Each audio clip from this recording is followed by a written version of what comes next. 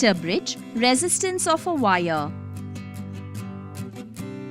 The property of a conductor to oppose the flow of charges through it is called its resistance.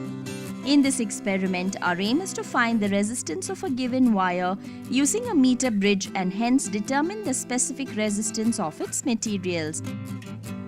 Materials required: a meter bridge, jockey, Leclanché cell, resistance box, galvanometer, key, connecting wires, wire cutter, scale, resistance wire, and sandpaper.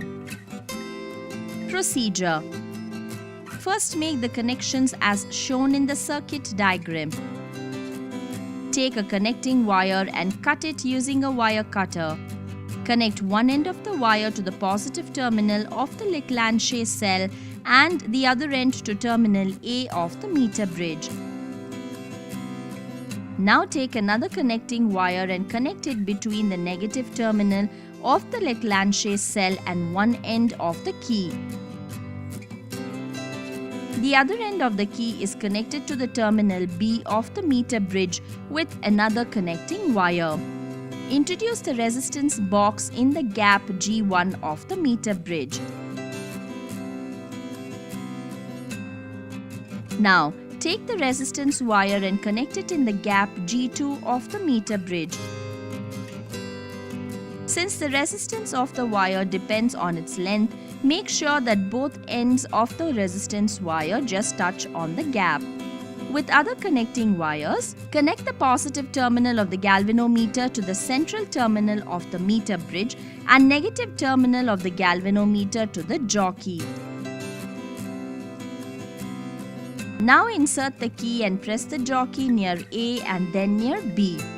If the galvanometer deflections are in opposite directions, then the connections are correct. Now, press the jockey almost at the middle of the wire on the meter and introduce a suitable resistance R in the resistance box so that the galvanometer shows zero deflection.